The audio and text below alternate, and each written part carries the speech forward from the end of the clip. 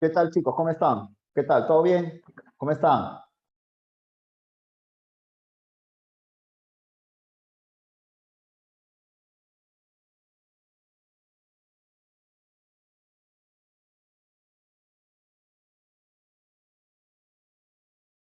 ¿Cómo están, muchachos? ¿Cómo están, Brandon? ¿Ha habido una nueva reagrupación o sigue siendo el mismo grupo? El profesor sigue siendo el mismo salón, sino que han venido otros jóvenes de otras aulas que sí se han dispersado. Pero el salón sigue siendo el mismo, más sumado a los otros jóvenes de las otras aulas. Ah, perfecto. Ya, maestrazo, muy generoso por la información. ¿Qué tal, chicos? ¿Cómo va? ¿Todo tranquilo? ¿Todo bien?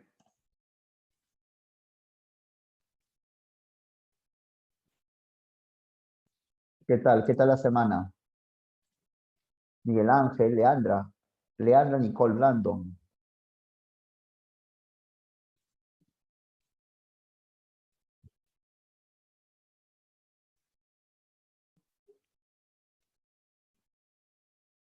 Leandra, ¿tú estabas en otro salón?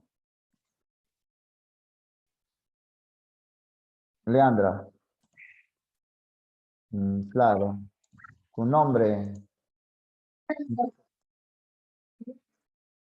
estaba tu nombre.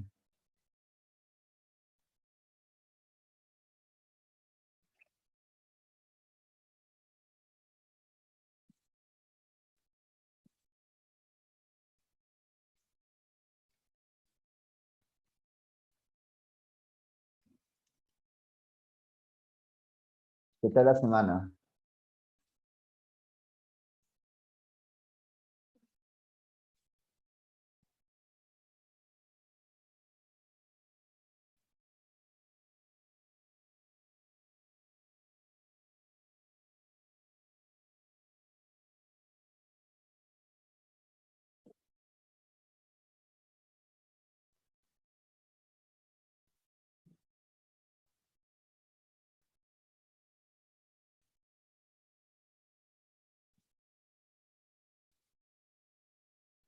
Oh, le robaron el celular a tu hermano, Arlet.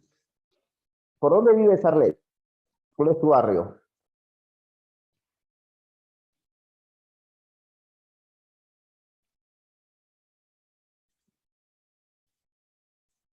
Problema, Arleta.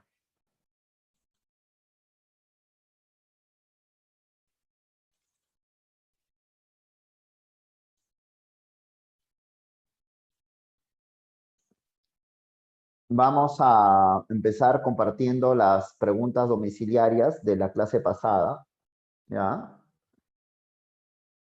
Ah, ya, por ahí estás tú, Arlet. Por Javich, claro, conozco.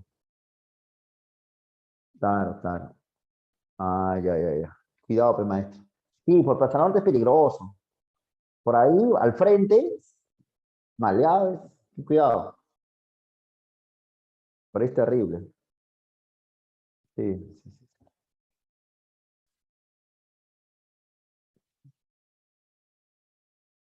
Vamos a empezar a compartir las PPTs.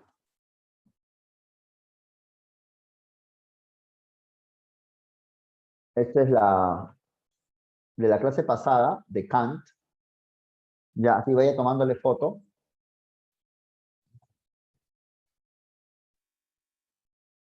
Esta es la uno.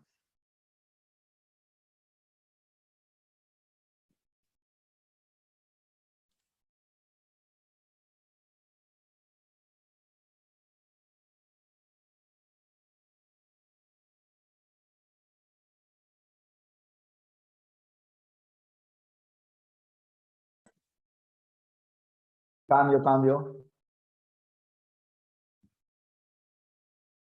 Esta es la 2. Tómale foto. Tómale foto a la 2.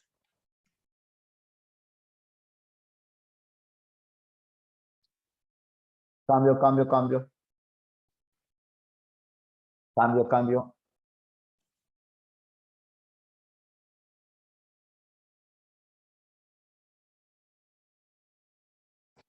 Cambio. 3.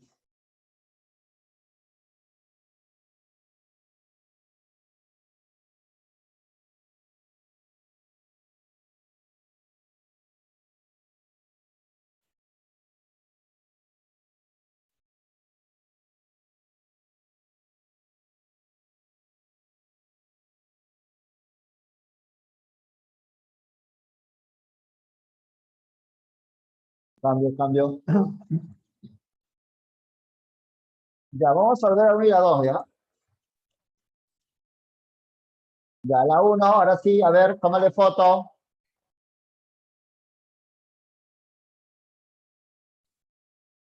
Voy a cambiar.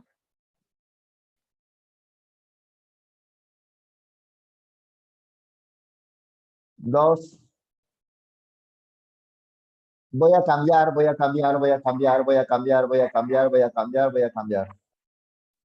3.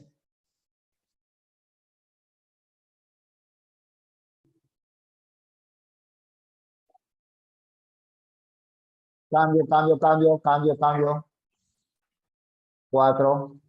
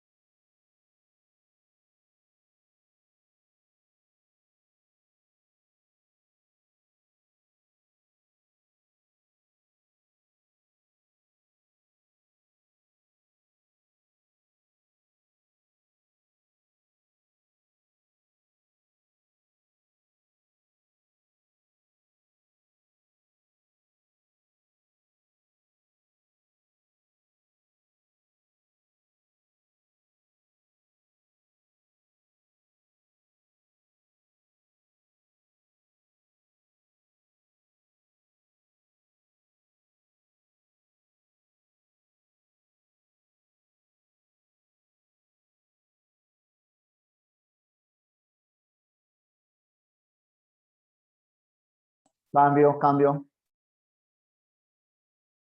6.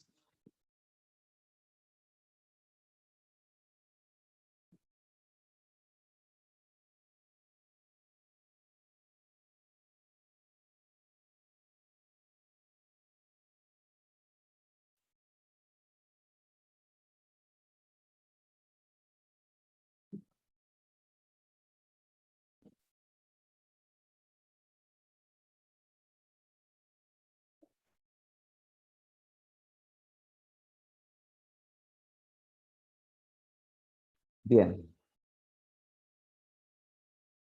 Ahora vamos a garantizar la lectura. ¿Ya?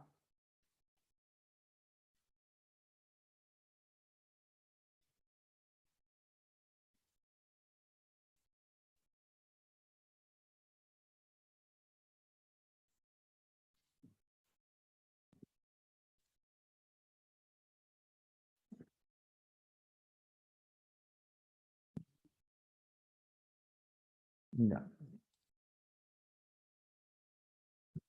A ver, vamos con la número 6. 6. Hegel distingue tres grandes etapas en la historia de la humanidad, entendida como historia del mundo en caminos en la conciencia total. Esta historia es también la del crecimiento y extensión de la libertad. 1. El mundo oriental se caracteriza porque solo un individuo es libre, el déspota. 2. En el mundo grecorromano, Algunos individuos son libres en tanto ciudadanos. 3. En el mundo cristiano germánico, en principio, todos son libres, porque todos los hombres son hijos de Dios.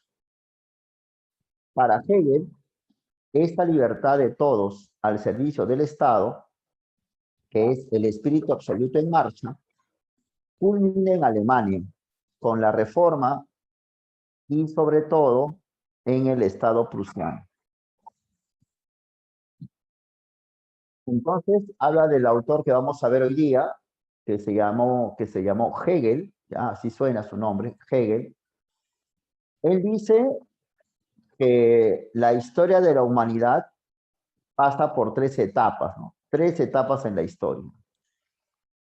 En esas etapas, según la lectura, la humanidad va teniendo mayor conciencia y además va teniendo mayor libertad. Hay una extensión de la libertad, ¿ya? Entonces, es la primera idea que nos da la lectura. Dice de que, según Hegel, la historia universal es un proceso en la que la humanidad va adquiriendo mayor conciencia y por consiguiente va adquiriendo mayor libertad. Esto se parece mucho a la vida del individuo. Como sabes, los bebitos son personas que no tienen conciencia de nada, no se dan cuenta de las cosas aún y por consiguiente no tienen libertad. Al bebito, su mamá, su papá lo viste, lo peina de acuerdo a su criterio. Pero luego ya el bebito crece, se hace niño, se hace adolescente y ya los adolescentes como ustedes ya se dan cuenta de más cosas, obviamente, que los bebés y ya tienen y exigen mayor libertad, ¿no? Ya ustedes quieren peinarse, pintarse, usar la ropa que, bueno, consideren, ¿no? Pero, como también es cierto, ustedes no tienen una libertad total. Tienen libertad en algunas cosas, pero no en todo, ¿no? Por ejemplo, tienen libertad de salir a la calle cuando les da la gana. Pero cuando pasan los años y te haces adulto, ya el adulto, como entenderás, presenta más conciencia y al presentar más conciencia, pues es más libre. Ya en las personas adultas no están pues pidiéndole permiso a mamá para salir, ¿no? Ya tienen más libertad. Ahora, lo mismo ocurre con la historia del hombre, dice Hegel. Entonces, en la historia de la humanidad es así. Por ejemplo, el mundo oriental, que vendría a ser la época de los chinos, la época de Egipto, de la antigua India, ahí era como la época de los bebés de la humanidad.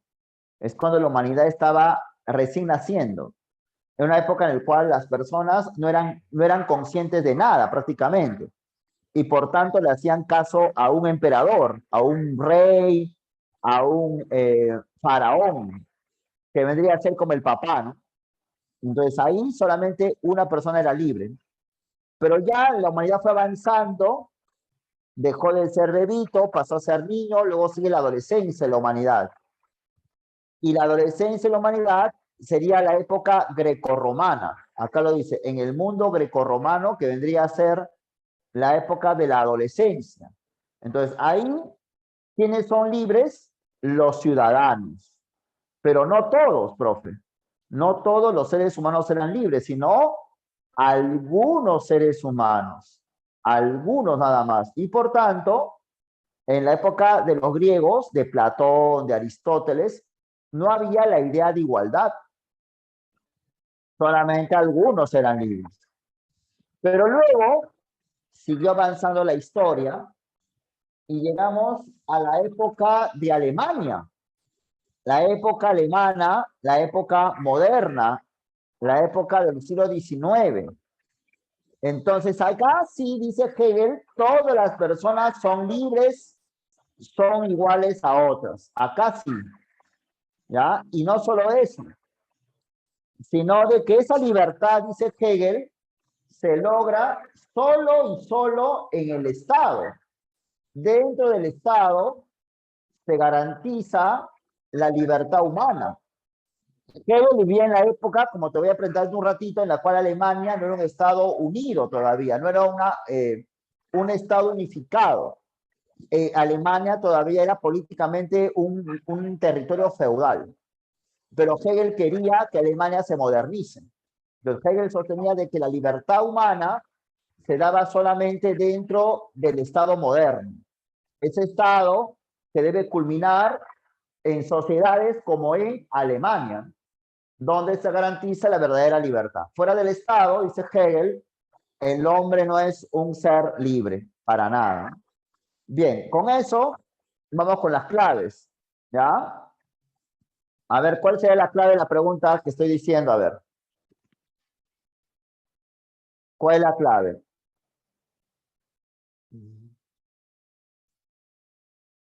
En el ámbito grecorromano, en el mundo grecorromano, ¿no se reconoce la igualdad? A ver,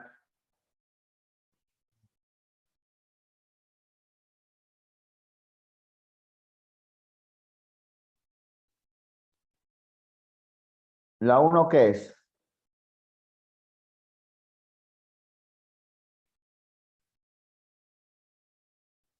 ¿Verdadero o falso la uno? ¿La uno qué es? ¿No hay nadie? En la época grecorromana, ¿hay o no hay igualdad?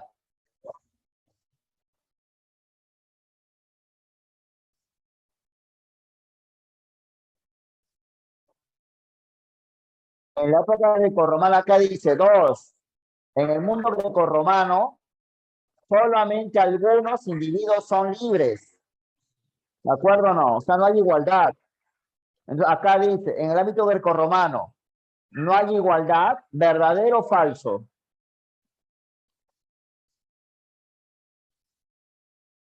Verdadero. Verdadero, hace rato. La dos,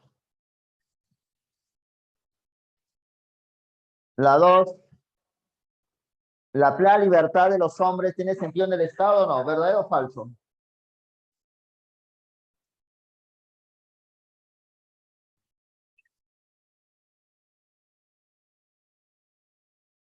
Muy bien, Anaís. La dos es verdadero. Verdadero, y Quites, hemos estado leyendo. ¿Por qué no están leyendo? Estoy diciendo, para Hegel, acá mira, esta libertad de todos está al servicio del Estado. Culmina en Alemania con la reforma y sobre todo en el Estado prusiano. Lo está diciendo. Entonces la pregunta 2 dice, ¿la libertad de los hombres tiene sentido en cuando se subordina, está dentro del Estado? Verdadero. La 3 es falso, porque el punto de partida de la historia es la libertad absoluta. No, el punto de partida acá lo dice, es cuando no hay libertad, es como los bebitos. En la antigua Egipto, China, no había libertad. Falso. Cuidado, ¿ya? ¿Cuál es la clave? ¿Cuál es la clave? Dedo, dedo, dedo.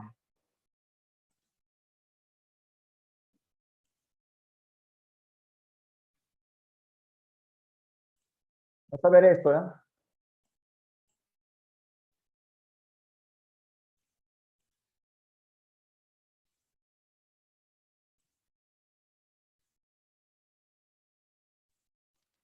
Toma atención acá, ¿eh?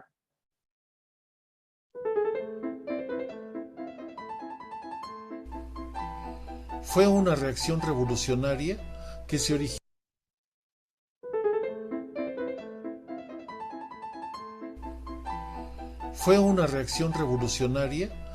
originó en Alemania y el Reino Unido a finales del siglo XVIII, que estuvo en contra del clasicismo por sus reglas estereotipadas y el racionalismo de la Ilustración. Napoleón Bonaparte, como emperador francés, venció a todos excepto a Gran Bretaña, a quien bloqueó marítimamente. Finalmente fue vencido en Leipzig en 1813. Lo apresaron y se fugó de la isla Elba. Reinó durante 100 días. Nuevamente lo derrotaron en coalición Austria, Rusia y Prusia en la histórica batalla de Waterloo. Murió en la isla Santa Elena en 1821. A la muerte de Napoleón, retornó el antiguo régimen. Se convocó al Congreso de Viena en 1815 y se restauró la monarquía en Europa. Se proclamaron por la Santa Alianza, compuesta por Austria, Prusia, Rusia e Inglaterra, el principio de legitimidad del poder real, el principio de equilibrio en el que la realeza lo regirá, el principio de intervención y solidaridad para apoyarse entre estas naciones. De esta forma se da un retroceso en Europa en los años 1815 a 1830. El romanticismo y el nacionalismo resurgen en una lucha nacional democrática, liderados por España, Portugal, Grecia, entre otros países. Al mismo tiempo, en América Latina se presentan las luchas por la independencia contra los españoles, franceses y lusitanos. De esta forma surgen los más pobres en forma radical. El utopismo, en el que la sociedad es perfecta e inalcanzable, el liberalismo con su lucha democrática política y el sindicalismo que en su inicio pugnó por mejoras de salario y laborales. En el inicio del siglo XIX, los burgueses estaban en contra del absolutismo y defendían las libertades civiles.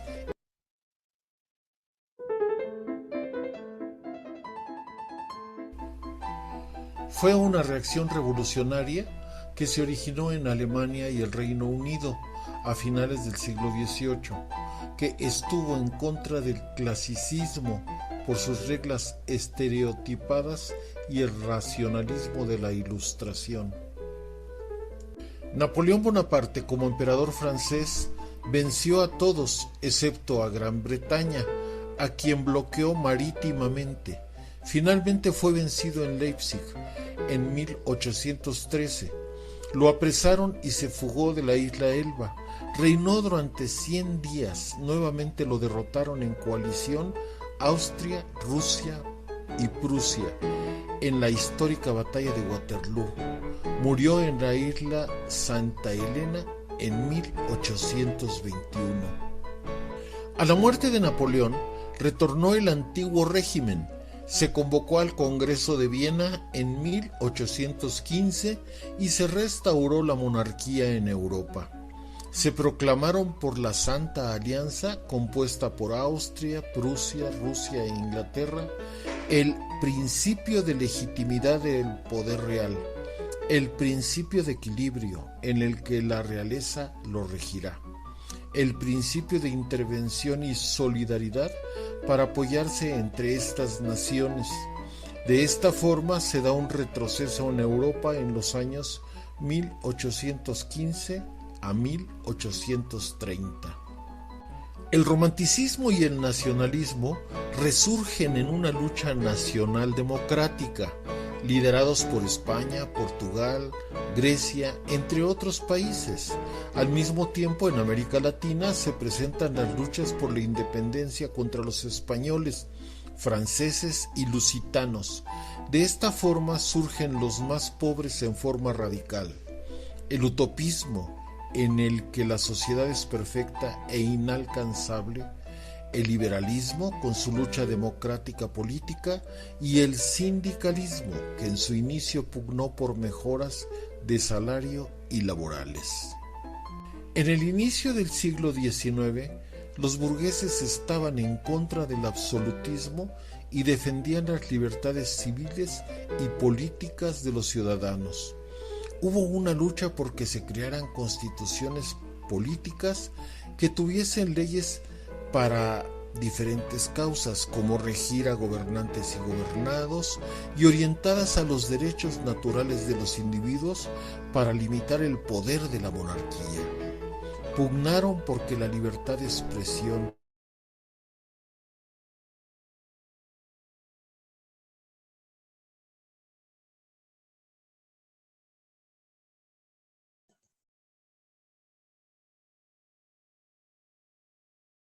Ya, mira.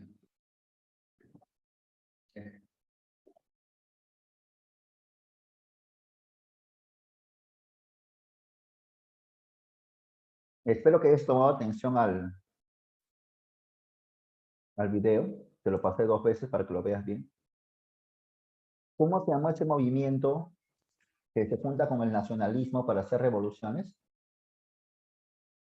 ¿Cómo se llama ese movimiento que sale como respuesta a la Ilustración? ¿Cómo se llama ese movimiento?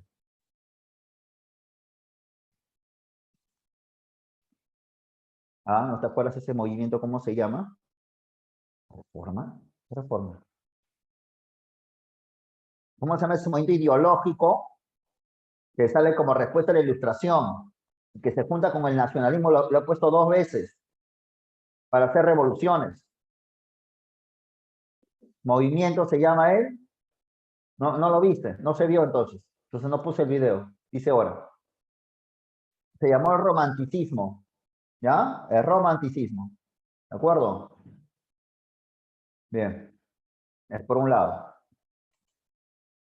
Luego tenemos esto. Atención, pues es historia. Mira, esto era Europa a principios del siglo XIX. Como ves, España, Francia y Gran Bretaña ya eran como países que los conocemos hoy, estados modernos. Compara Francia, España con Alemania, que es esto que estoy señalando con el cursor. Mira, Prusia, Baviera, Sajonia, Westfalia, todos eran pequeños paisitos alemanes. Y Alemania, por tanto, no era un solo país. Alemania no tenía la unidad política que sí tenía Francia. Alemania era todavía una sociedad feudal. Inglaterra y Francia, Gran Bretaña y Francia eran los países más industrializados de la época. Entonces, mientras que en Inglaterra ya había una monarquía parlamentaria, en Francia había una monarquía absoluta en el siglo XVIII. Por esa razón se dio la Revolución Francesa, para equipararse con los ingleses. Pero la Revolución Francesa dio como origen a Napoleón Bonaparte, que es un emperador que va a encarnar esas ideas de la revolución para invadir otros pueblos. Y es en este contexto donde vivió el señor Hegel. Hegel era un señor recontra hincha de la Revolución Francesa e hincha de Napoleón. Hegel estaba muy convencido de que Napoleón Bonaparte, al que viste en el video 2 veces, tenía que invadir Alemania y para invadirlo tenía que hacer modernizar Alemania. O sea, una consecuencia de las invasiones napoleónicas, según Hegel, es la modernización de Alemania y de todo Estado. Por eso es que Hegel creía de que el Estado moderno era un Estado que garantizaba la libertad humana. El 13 de octubre de 1806, mientras el autor Hegel, el filósofo Hegel, estaba escribiendo una obra llamada La Fenomenología del Espíritu, en ese momento se daba la batalla de Jena entre Napoleón y el rey de Prusia. Y Napoleón le saca el ancho a los prusianos.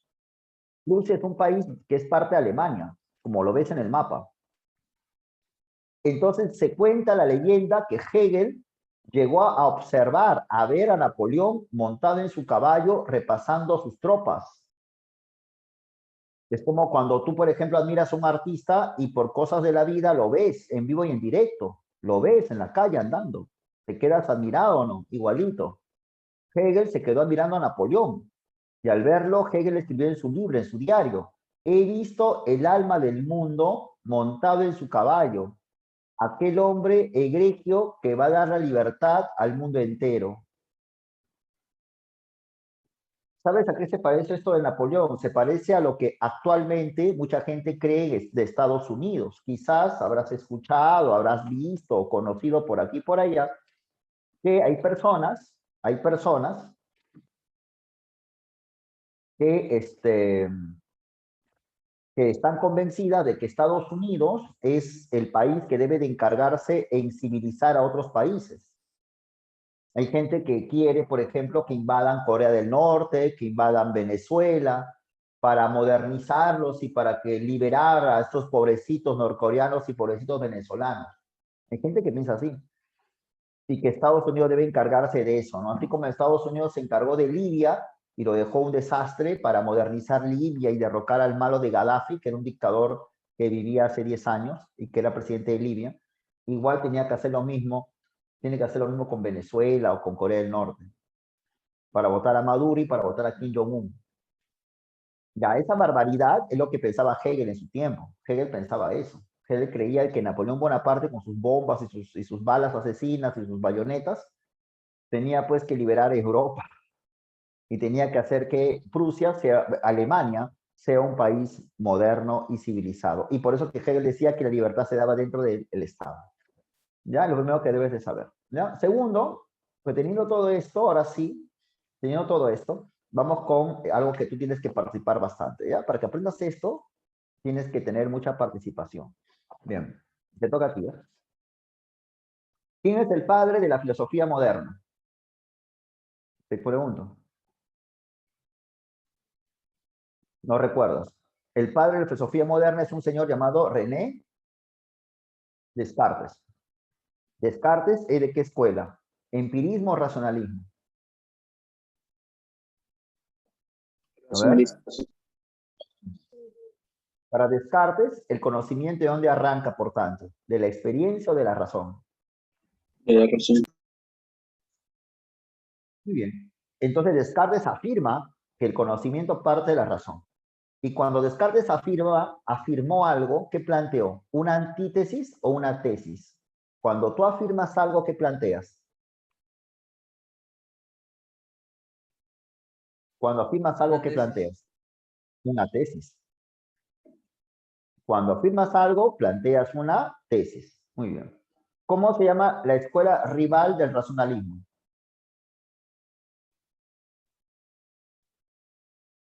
¿Cómo se llama la escuela rival del racionalismo? Empirismo. ¿Y quién era empirista? Locke, perdone, ¿quién era empirista? ¿Descartes o Hume? ¿Quién era empirista? ¿Descartes o Hume? Hume. Para escribe como quiera. Hume, Anaís, muy bien, Viviana, muy bien, Brando. Para Hume, ¿el conocimiento de dónde parte? ¿De la razón o de la experiencia?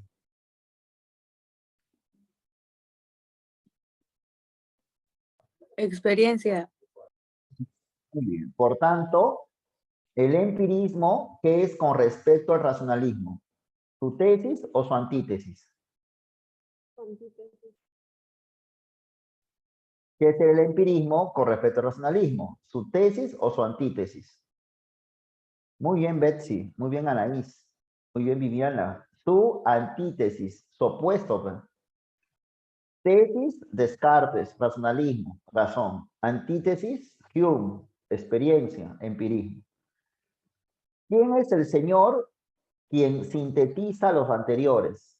Un tercer señor lo sintetiza. El que vimos la semana pasada. ¿Cómo se llamó el señor que vimos la semana pasada? ¿Cómo se llamó?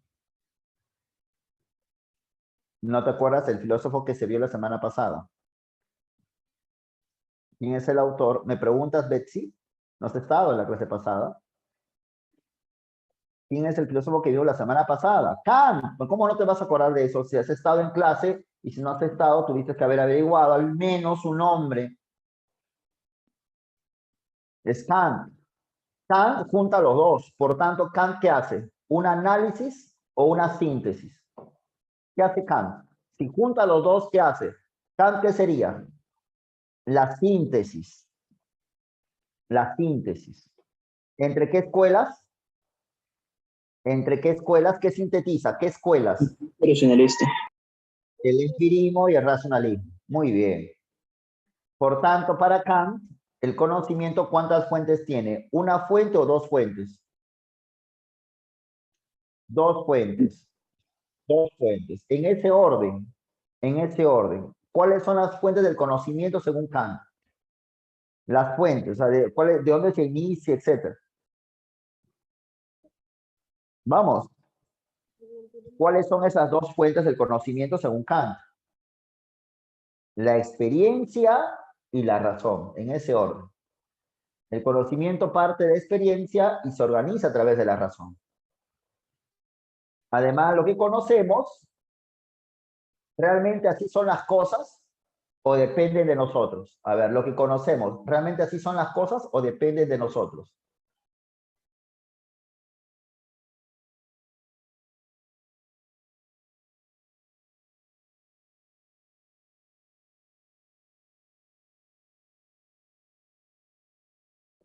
¿De nosotros?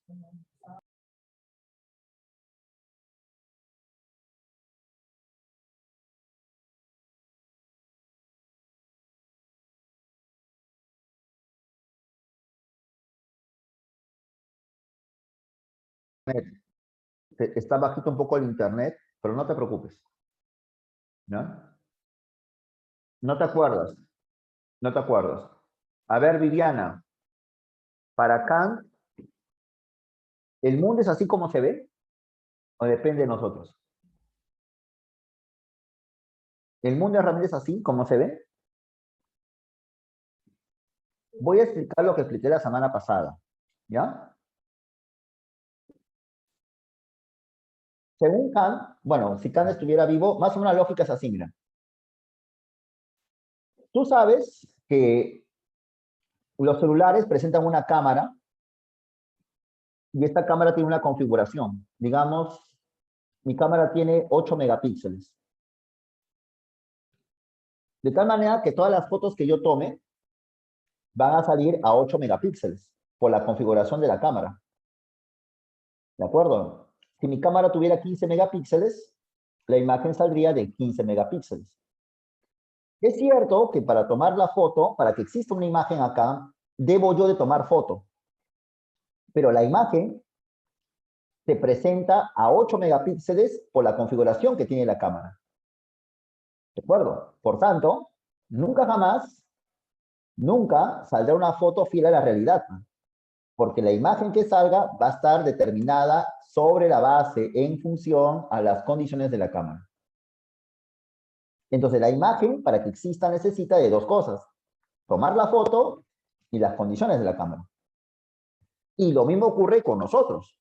Los seres humanos, antes de conocer, antes de ver algo, tenemos ya cierta configuración a priori, como cuál, el espacio y el tiempo. Así como esto tiene 8 megapíxeles, nosotros tenemos en la mente el espacio y el tiempo. Eso hace que nosotros veamos a las cosas en un espacio, en un tiempo. Así como las imágenes de acá se presentan en 8 megapíxeles, las cosas que vemos, ¿qué veo yo? Mi pared, las cosas que ves a tu alrededor se presentan ante ti entre un espacio y un tiempo. Siempre. El espacio y el tiempo, dice Kant, son formas a priori, están en la mente. Ahora, de tal manera que, así como todas las fotos que yo tome van a estar determinadas por las condiciones de mi cámara y por tanto nunca jamás conoceremos, nunca jamás saldrá una foto que sea fiel de la realidad, del mismo modo, todo lo que conozca se presenta de acuerdo a mis condiciones, se presenta en un espacio, en un tiempo, y por tanto, jamás de los jamases conoceré al mundo como es realmente. ¿Ya? Nunca. Esto que veo se presenta de acuerdo a nosotros. Somos nosotros, los seres humanos, quienes hacemos que el mundo se vea así, dice Kant. Así no es el mundo realmente. Lo que conocemos, como lo sabes, se llama el fenómeno. Jamás conoceremos a las cosas en sí mismas, al mundo como es. ¿Ya? Ahora sí creo que el asunto es más claro. Y Kant es parte de un movimiento que también estuvo Rousseau, Montesquieu, Voltaire. ¿Cómo se llama ese movimiento del cual Kant es parte? No me digas criticismo. ¿Cómo se llama ese movimiento que tú viste en las clases pasadas y que conmigo lo vimos? En el cual eres Montesquieu, Voltaire. ¿Cómo se llama ese movimiento? A ver. No lo sabes, no has estudiado.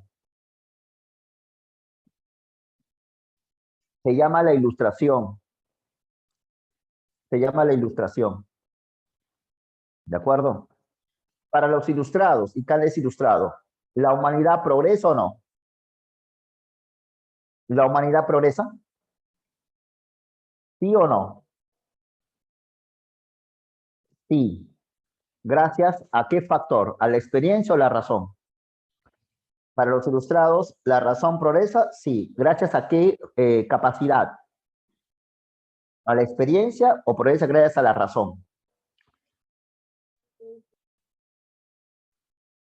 A la razón. Muy bien, María Fernanda. ¿De acuerdo? Ya, entonces, voy a hacer lo siguiente. Tú tienes acá Kant. ¿Por qué? La semana pasada no hicimos esto. Me sorprende que muy pocos respondan. Si esto la semana pasada lo digo bastante. Acá está Kant. ¿Ya?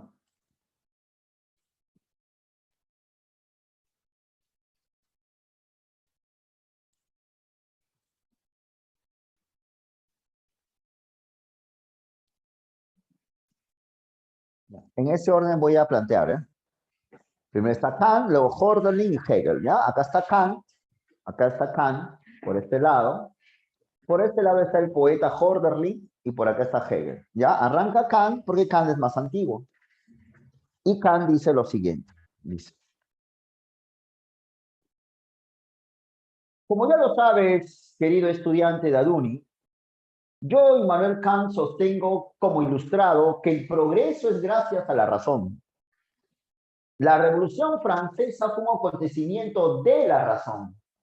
Es fruto de la razón, del cual, por cierto, yo soy partidario.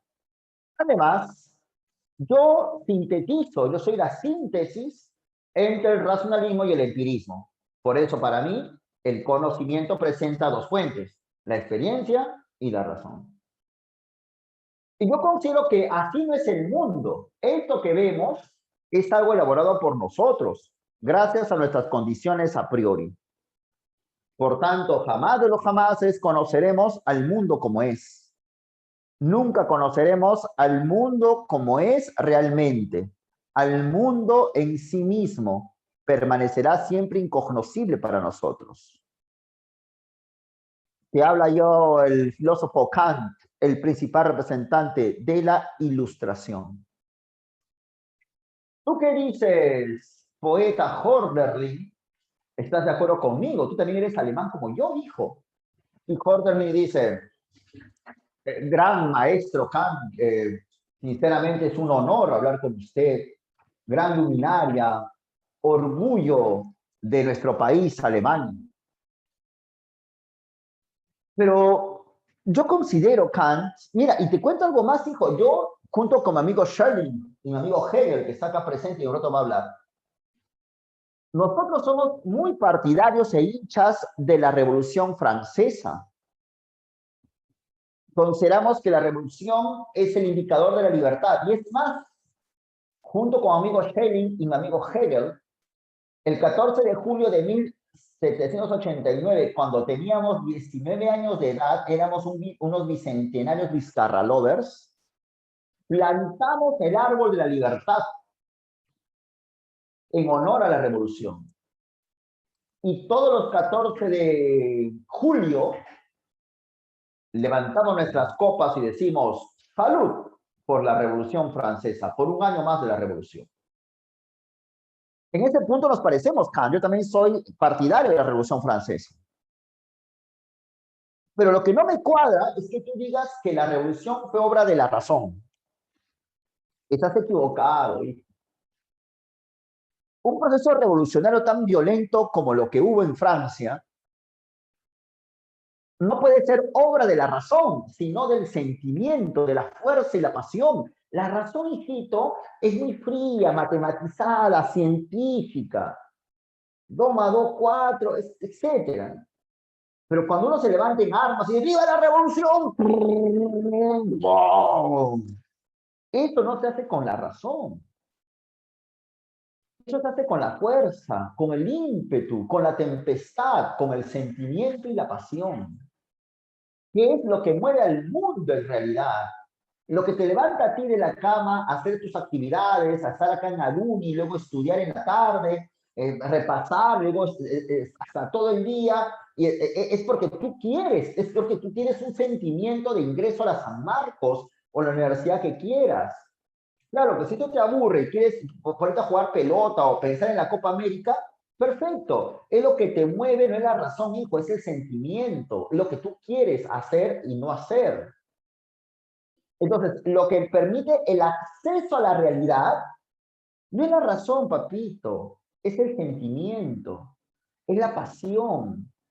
Y la realidad, querido Kant, por consiguiente, sí se puede conocer. Tú conoces el mundo a través del sentimiento. Y eso porque la realidad, hijo, es dinámica. La realidad es un flujo. La realidad, el mundo, no es un reloj, como lo decía Voltaire, no sé quién más. Tú, desde que te levantaste hoy día a las 6:30 de la mañana hasta ahora, que son las 12, en estas 5 horas y media, tú has hecho un montón de actividades. Te has levantado, has ido al baño, te has aseado, te has cambiado tu ropita, has limpiado tu cuarto, has tomado desayuno, has estado acá en la academia, una clase de historia, luego filosofía, luego sí otra clase, luego sí otra clase, así, así, así. O sea, el mundo no es un reloj del cual una cosa viene a la otra como si fuera mecánico. El mundo es un flujo, es un proceso. Ahora hace frío, luego hace calor, luego hace frío, luego hace calor. Así es el mundo. Y repito, el acceso al mundo, querido estudiante, es a través del sentimiento. La razón no. La razón es bien meticulosa. Y la vida y el mundo es flujo, dinamismo puro. Es un proceso.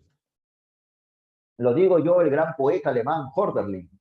Amigo, pata del alma, promoción de este hombre que viene acá, que se llamó Georg Wilhelm Hegel. Adelante, querido hermano, tiempo que no te veía, promoción. Y Hegel decía, gracias, oye, Hölderlin, carambas, a los años que no te veo, ingresamos juntos a la universidad a estudiar teología en la Facultad de Tubinga, claro que sí, muy bien, me acuerdo de esos años, y me acuerdo, es cierto, ¿no?, que éramos muy muchachos cuando ocurrió la Revolución Francesa. Eso es totalmente verdad, querido Jordan. Y tú como romántico dices cosas que es cierto, ¿no? Tú dices que la realidad es dinámica, es un flujo, que una cosa te lleva a la otra y así, ¿no? Eso es verdad. Y también es cierto de que el hombre, el sujeto, puede acceder a la realidad, también es cierto. En este punto me parezco a ti, Jordan. Pero hay algo que discrepo contigo, y en ese punto le doy caso al maestro Kant, en que tú dices que el acceso a la realidad es a través del sentimiento. Ahí, hijito, patinaste. No, el sentimiento no. ¿Y sabes por qué no? Porque si el conocimiento de la realidad sería a través del sentimiento, sería imposible la existencia de la ciencia de Newton, y del interés de querer comprenderlo todo, de querer hacer una ciencia filosófica de lo total. El sentimiento no puede. Imagínate que la física que tú llevas en Aduni sea por el sentimiento. Es una tontería. La física se hace por la razón. Entonces, el conocimiento de la realidad, hijo, no es con el sentimiento, es con la razón. Pero Jordan replica y dice, no, Hegel, ¿cómo es posible? No, no puede ser con la razón, porque la razón es fría, calculadora, meticulosa. El sentimiento es flujo, como la realidad es un flujo. Es dinámico. Y Hegel replica y dice, no, no, no, Hordel, no, no, no. No, no, 1000 veces no.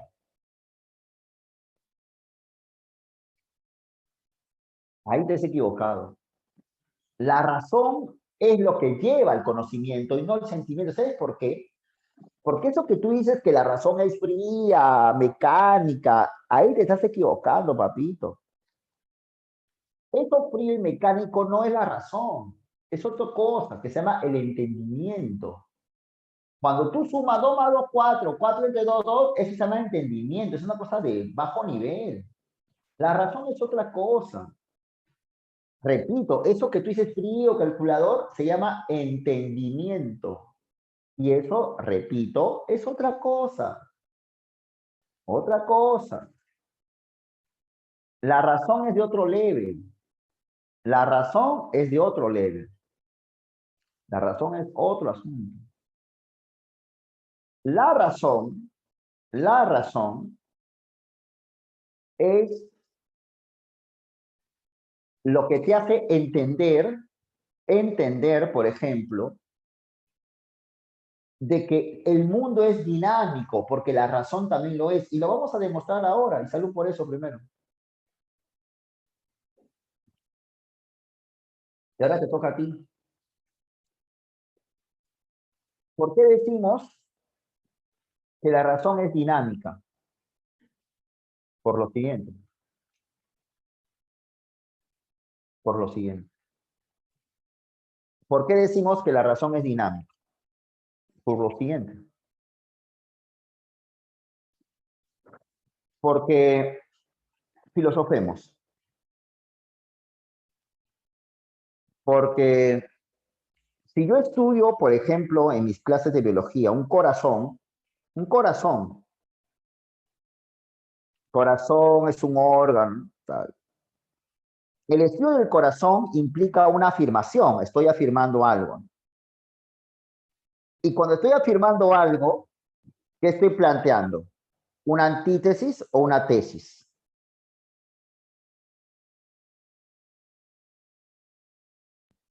Una tesis. Pero el estudio del corazón me lleva a estudiar, mira, estudio un corazón y esto me lleva a estudiar la sangre, ¿o no? A las venas y a las arterias. O sea, el estudio del corazón me lleva a estudiar otra cosa. Sangre, arterias y venas. Por tanto, si corazón es tesis, la sangre, las venas y las arterias que no son corazón, serían ¿qué? Lo que no es corazón. O sea, sería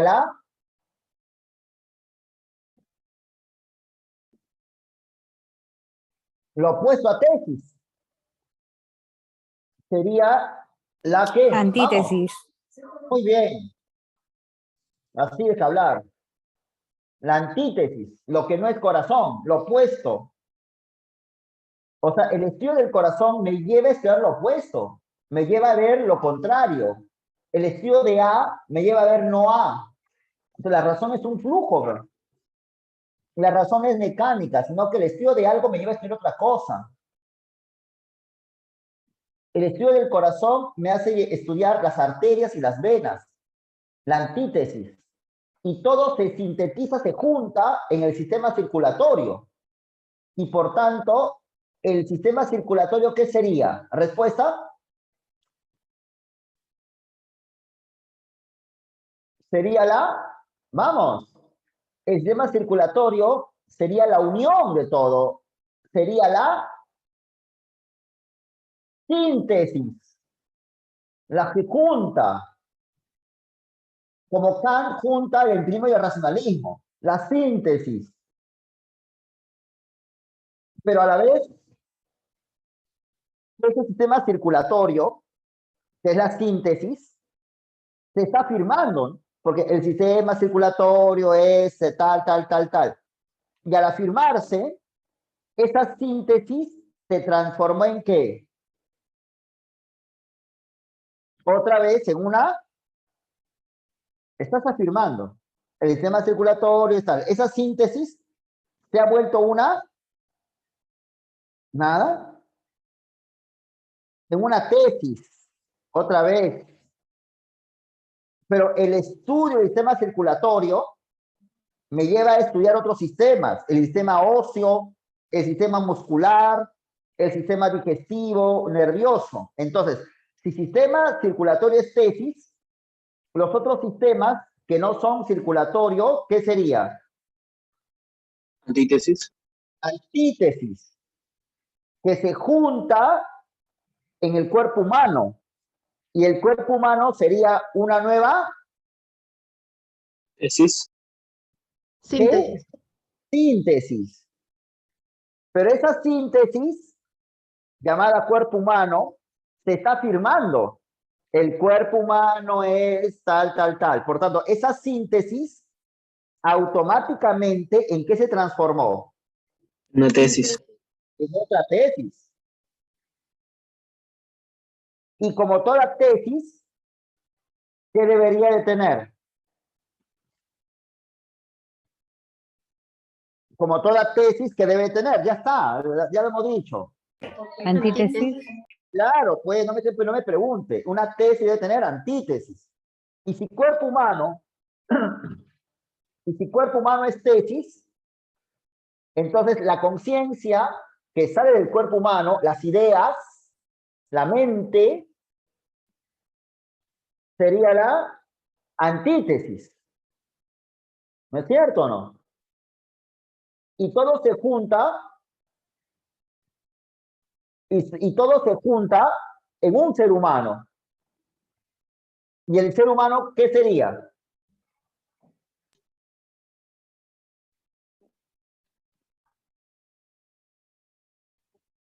Una síntesis. Síntesis. ¿Me hago entender? Síntesis. Pero esa síntesis, otra vez, se ha vuelto ¿qué? Se está firmando. Y como se está firmando, esa síntesis, ¿qué se está volviendo? Tesis. Tesis. El señor Pepe Lucho es una tesis, el ser humano Pepe Lucho. Pero Pepe Lucho no vive solo, Pepe Lucho vive con su familia, con sus amigos, y por tanto, si Pepe Lucho es tesis, la familia y amigos de Pepe Lucho, ¿qué sería? Antítesis. Antítesis, que se junta en la sociedad peruana. ¿Y la sociedad peruana qué sería? Síntesis. ¿Y ahí acaba? ¿O esto continúa? Continúa. Esto no acaba. Por tanto, la razón se está presentando como un proceso, ahora te toca a ti, oración incompleta, en el cual el estudio de una cosa me lleva a estudiar corazón, arterias, sistema nervioso, sistema circulatorio, sistema óseo, cuerpo humano. Que el estudio de una cosa me lleva a estudiar Otra. otra cosa. Que el estudio de una cosa me lleva a estudiar otra. Y que, por tanto, la razón me presenta al mundo como algo quieto o como un flujo. Un flujo. Como un proceso, como un flujo en donde las cosas están aisladas o están encadenadas. Encadenadas. Encadenadas. Donde las cosas están encadenadas, concatenadas. Donde la razón tiende, le gusta ir hacia lo más particular o hacia lo más general. General. Donde la verdad, por tanto, la verdad es la parte o el todo. El todo. El todo. Por consiguiente, si un conocimiento verdadero es un conocimiento del todo, entonces un conocimiento, o mejor dicho, el conocimiento supremo de la realidad, el conocimiento máximo, el supremo conocimiento tendría por objeto si el conocimiento que lleva cada vez a generalidades, entonces un conocimiento supremo, un conocimiento máximo, sería el conocimiento Mundo. del mundo, del todo, de la totalidad. Y esa es la filosofía, el conocimiento del todo. Y si todo está encadenado, Y si yo soy historiador, y como historiador quiero conocer al Perú, entonces si todo está encadenado, ¿me bastaría solamente con conocer el presente del Perú? No.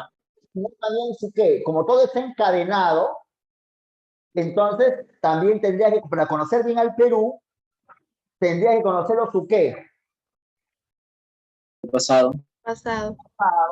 No digas futuro, ¿ya? No digas futuro. Su pasado, pero también su qué. Su presente. Presente. Su presente, pues yo eso lo dije. No solo basta conocer su presente, sino también su pasado y también qué. Busca la palabra, bueno. Su qué, su entorno. ¿Y cuál es el entorno del Perú? ¿El Perú en medio de qué está? De Latinoamérica. Países. Ajá, vamos por ahí. Otros países, claro. Si quiero conocer bien al Perú, no basta con conocer el presente del Perú, sino el pasado y cómo el Perú se relaciona con otros países. Y lo mismo ocurre con el ser humano. Si yo quiero conocer a esta persona, no solo me bastaría con conocer su presente, cómo se llama, etcétera, sino también conocerlo su qué. Su pasado. Y también qué. Entorno. Pero ¿cuál es el entorno de una persona, pues? ¿Cuál es su entorno? ¿Su qué? Sociedad. ¿Vas a decir países? Familia. Ya, no me preguntes, pero ¿cuál es tu entorno? Me estás preguntándome a mí. ¿Cuál es tu entorno? ¿Familia? ¿Qué más? Muy grande sociedad es muy grande. Sus amigos, como dice Francis, claro, su familia, sus amigos, la gente que le rodea, profe. Y todo esto tiene un nombre.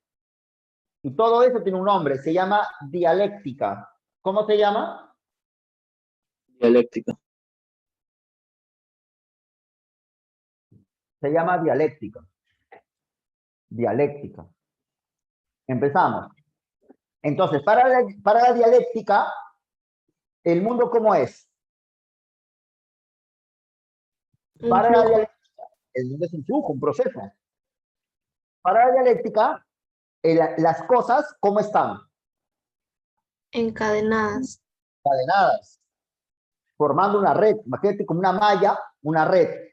Como el Internet, una red de computadoras, sí, una red. En la cual una cosa me lleva a otra. Para la dialéctica, la verdad es lo particular o lo total. Lo total. Para la dialéctica, es más importante el bosque o el árbol. El bosque. El bosque. Para la dialéctica, el saber supremo, el saber absoluto, es el saber del Todo. todo, de la totalidad. Para la dialéctica, si queremos conocer a un objeto, tenemos que conocerlos como un proceso, donde importa tanto su pasado como su Entorno. entorno. ¿Se entendió qué es dialéctica? ¿Sí? Sí, todo bien. Vamos a repasar hasta ahí, ¿ah? Vamos a repasar hasta ahí. ¿Quién es el padre de la filosofía moderna? Rápido, ¿eh? ¿Quién es el...? Ya acabé, ya acabé. Esto repasamos y se acabó la clase. Descartes. Descartes. ¿Descartes qué es? ¿Empirista? Racionalista. Ya. Para Descartes, ¿el conocimiento de dónde parte? De la razón. De la razón. ¿Cuál es la antítesis de Descartes? ¿Cuál es la antítesis del racionalismo? David Hume. David Hume, ya. ¿Pero cómo se llama la escuela de David Hume? El empirismo. Para Hume, ¿el conocimiento de dónde parte? De la experiencia. De la experiencia. Muy bien, muy bien. De la experiencia. ¿Y quién es el señor que sintetiza los dos? Kant. Muy bien. Para Kant, ¿el conocimiento tiene una fuente o dos fuentes? Dos fuentes. ¿Cuáles son? La experiencia y la razón. La experiencia y la razón. Para Kant, ¿se puede conocer al mundo como es realmente? No. No. Muy bien, no. Kant es un movimiento cultural del siglo XVIII. ¿Cómo se llama ese movimiento cultural? Ilustración. La estación. La ilustración. Para la ilustración, ¿la humanidad progresa o no progresa? Sí. Sí. Progresa. ¿Gracias a qué facultad? La razón. La La razón. Gracias a la razón. Gracias a la razón. Muy bien. Y la ilustración es la síntesis entonces del empirismo y el racionalismo a través de Kant. Claro. Pero esa síntesis que hace la ilustración se transforma en una ¿qué? ¿Te acuerdas? La síntesis se vuelve una tesis. Y como toda tesis, la ilustración, ¿qué debe de tener? Antítesis. Antítesis. Antítesis. ¿Y qué movimiento sería la antítesis de la ilustración? Lo hemos dicho varias veces. Romanticismo. El romanticismo de Hölderlin. Muy bien. Entonces, para los románticos, ¿cómo es el mundo? Una secuencia. Una secuencia, un flujo, un dinamismo espontáneo. Para los románticos, ¿podemos conocer el mundo como es realmente o no? Sí. Sí. ¿Con qué facultad? ¿Qué facultad mueve al mundo? ¿Qué facultad permite el El conocimiento del mundo? sentimiento. El sentimiento. Muy bien. ¿Por qué la razón no? Según Hölderlin. ¿Por qué la razón Porque no? es fría. Exacto, la razón es matemática, fría, mecánica. Y el sentimiento es flujo también. ¿Quién es el filósofo que sintetiza los mencionados? ¿Quién junta los dos? El que hemos Hegel. hablado, el filósofo de Hegel. Hegel sería la antítesis, la síntesis o la tesis. La síntesis. Síntesis. Síntesis. ¿Entre qué escuelas? ¿Entre qué movimientos? Ilustración y romanticismo. Entre la ilustración y el romanticismo. Muy bien. Tanto para Hegel como para Hölderlin, ¿cómo es la realidad? Una Un secuencia. proceso. Ajá, un proceso, dinamismo, es un flujo. Y tanto para Hegel como para para Hölderlin y los románticos, ¿el hombre puede conocer la realidad o no? Sí. Sí. Sí. Pero Hegel dice que el acceso a la realidad no es con el sentimiento, ¿es con qué? Con la La dialéctica. razón. Con la razón. Y ahí Hegel en ese punto le está haciendo caso ¿a quién? A A los Kant. A Kant, a los ilustrados, ajá. Pero Hölderlin, ya, una cosa. Pero ¿por qué la razón y no el sentimiento según Hegel? Porque si fuera con el sentimiento, No existiría la ciencia. no existiría la ciencia. Claro, no existiría la ciencia.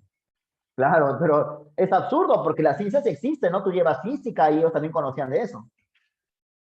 Ahora, pero Hölderlin no se queda callado. Hölderlin dice, no, Kant, perdone, no Hegel, estás equivocado. No es con la razón, es con el sentimiento, sigue con eso. La razón es fría y calculadora, le dice Hölderlin a Hegel. Pero Hegel replica y le dice, no, Hölderlin, eso que tiene más frío y calculador, ¿qué es realmente? Muy El bien, Delia, muy bien. entendimiento. El entendimiento. La razón es también un qué, al igual que la realidad, es también qué la razón, es un qué, un Proceso. flujo. flujo, un proceso en el cual el estudio de una cosa Lleva a otra. te lleva a otra. Es un proceso donde las cosas, ¿cómo se muestran? Encadenadas. Encadenadas. Y que la razón, en que la razón le gusta qué, lo más que, lo General. particular, lo más general, lo total. En donde la razón muestra que el saber absoluto sería el saber del qué, El todo. Todo. del todo. Muy bien. Donde la razón nos muestra que si queremos estudiar algo o a alguien, no basta con el presente. También hay que estudiar su qué, Entorno. Pasado. su pasado y su entorno. Y todo eso tiene un nombre. Todo eso que tú lo has dicho muy bien, ¿cómo se llama? La dialéctica. Se llama dialéctica. Muy bien. Pero falta lo más importante y lo más complejo y lo más extraño. ¿Ya? A todo lo dicho, entonces, permíteme plantearte la pregunta de nuevo por si acaso, ¿ya? Entonces, a todo lo dicho para Hegel, el hombre, el sujeto, puede conocer la realidad o no? Sí. Sí. Evidentemente. ¿Quién decía que no? El que decía que era como un celular. Kant. Ajá, Kant decía que no. Hegel sí. Ya, muy bien. Ahora, ¿es posible conocer la realidad? Sí. Porque tanto la realidad como la razón, que es lo que permite el conocimiento, son flujos. Y por tanto, ahora sí toca a ti, por tanto, para que exista un conocimiento, entre sujeto y objeto, ¿qué debe haber? ¿Una contradicción o una identidad?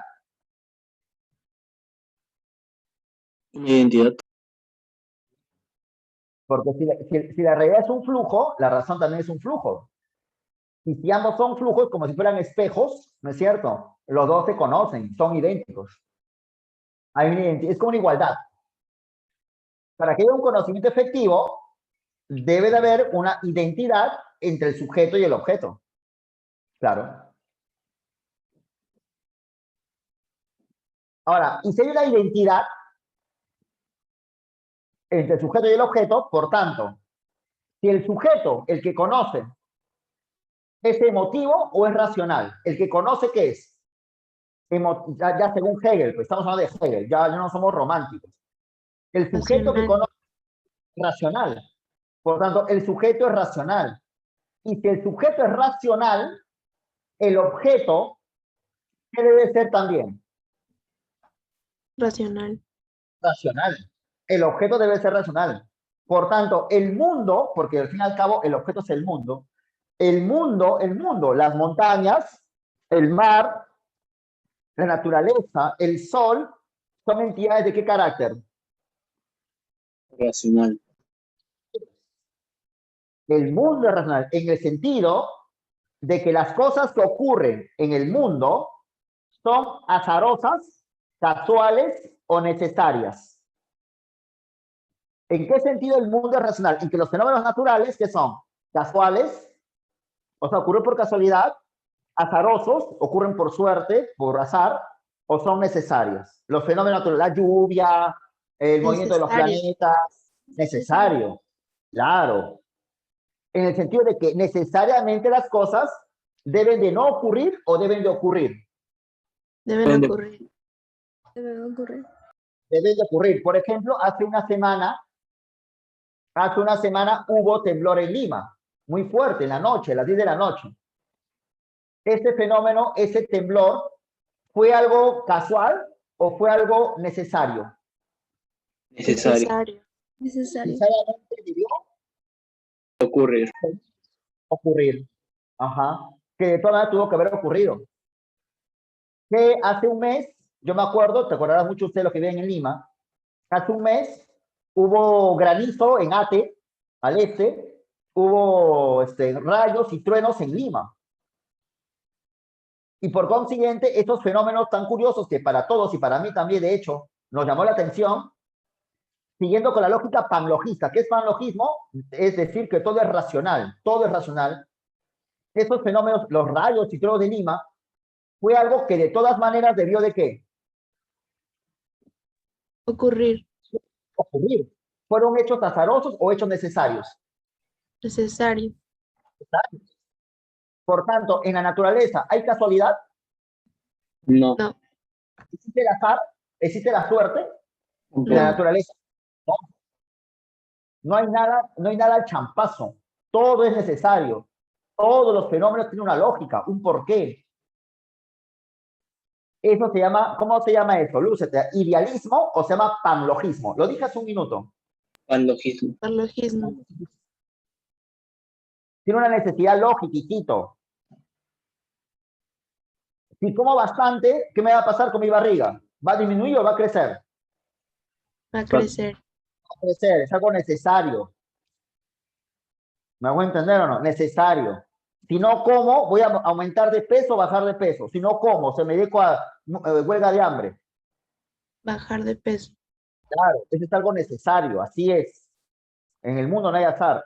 Y lo mismo ocurre en la historia del Perú. Y lo mismo ocurre en la historia del Perú. Por tanto, en la historia del Perú, tú que sabes historia más que yo, los sucesos históricos que han habido, desde la época, no sé, de los pre-incas hasta el gobierno de Sagasti, son hechos que han sido de carácter, ¿qué? Necesario. En la cual un gobierno me llevó A A otro. otro. y a otro y a otro. En que Alan García del año 85-90, generó necesariamente al gobierno de quién? Fujimori, el papá de Keiko. Y el gobierno de Fujimori desencadenó necesariamente el gobierno de quién? De Paniagua, de transición.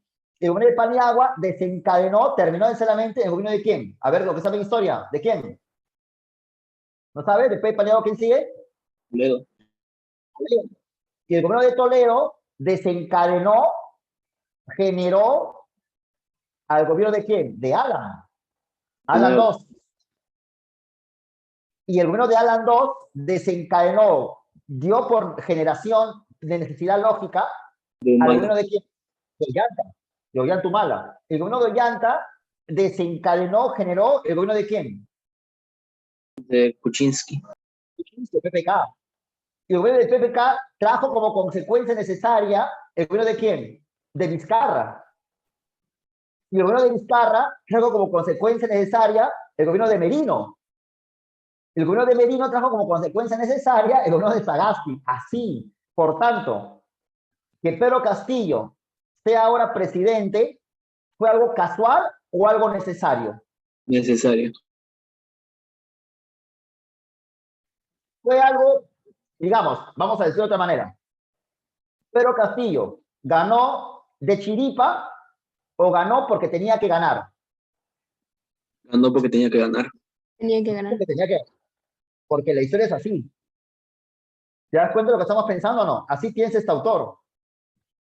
Así piensa este filósofo. Él piensa así. O sea, todos los sucesos de la historia no son casuales. Nadie gana por chiripa. Ni nadie pierde por chiripa. Sino que todo lo que ocurre en la historia ocurre porque tiene que ocurrir. De forma necesaria. Porque así es. No hay azar, no hay suerte. Buena, ¿no? ¿Cómo se llama todo esto? ¿Cómo se llama todo esto? No sé, Adrián, de repente la ciencia, no que yo sepa, no. Panlogismo. Falta, último. Claro, claro. Otra, ¿ya? Ahora, sigamos.